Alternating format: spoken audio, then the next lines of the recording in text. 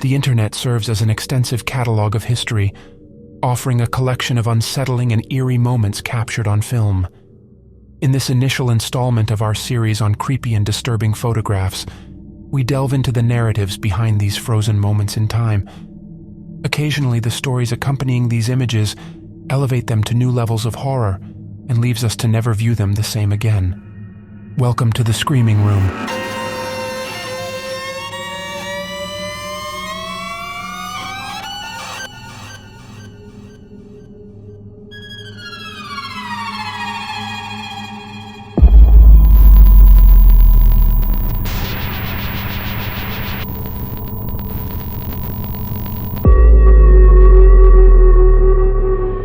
This widely circulated image captures a creepy gathering of people wearing gas masks.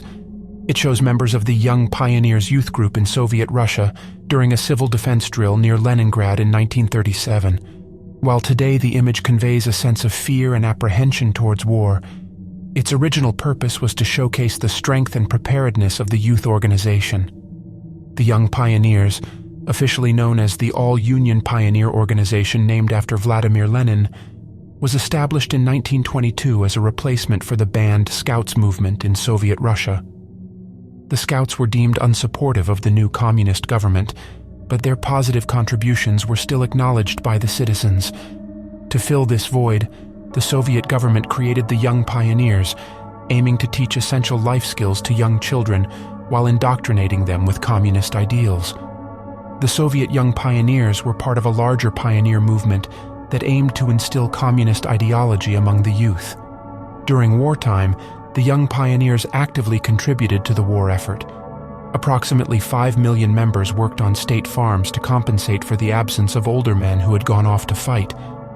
They also collected items like paper and scrap metal for reuse in the war industry, amassing a staggering 134,000 tons of scrap metal between 1942 and 1944. Additionally, pioneers were entrusted with the responsibility of maintaining the graves of fallen soldiers, many of which had been neglected amidst the chaos of war.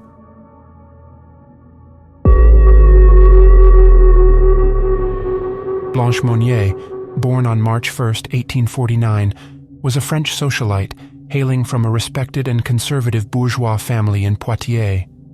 Renowned for her beauty, she caught the attention of numerous potential suitors. However, at the age of 27 in 1876, Blanche's desire to marry an older lawyer displeased her mother, who believed he was unfit due to his lack of wealth. In response to her daughter's defiance, Blanche's mother locked her away in a small, dark attic room where she remained secluded for 25 years. Her parents continued on with their daily lives, pretending to mourn Blanche's disappearance. She was mourned by her friends who had no knowledge of her whereabouts. The lawyer she wished to marry unexpectedly passed away in 1885. On May 23, 1901, an anonymous letter reached the Paris Attorney General, revealing the secret imprisonment of a woman in Madame Monnier's house. The letter said, "Monsieur Attorney General, I have the honor to inform you of an exceptionally serious occurrence. I speak of a spinster who is locked up in Madame Monnier's house, half-starved and living on a putrid litter for the past 25 years. In a word, in her own filth." The police conducted a search of the property and discovered a putrid odor emanating from an upstairs padlocked room. Upon breaking into the room, they were confronted with a horrifying scene. The room was devoid of light, with a window concealed by thick curtains. Overwhelmed by the repugnant stench, the police officers opened the window, allowing sunlight to flood the room. In the filth-ridden chamber, they found an emaciated woman, chained to a decrepit bed, surrounded by decaying food scraps and old feces. It was Blanche Monnier, who had not seen daylight for over 2 decades since her mysterious disappearance. She had been kept naked, confined, and unable to attend to her basic needs. The prolonged confinement had taken a toll on her physical and mental health, with Blanche weighing a mere 25 kilograms or 55 pounds. Following her rescue, Blanche Monnier continued to struggle with mental health issues. She received diagnoses of various disorders, including anorexia nervosa, schizophrenia, exhibitionism, and coprophilia. Eventually, she was admitted to a psychiatric hospital in Blois, where she passed away on October 13, 1913, in relative obscurity.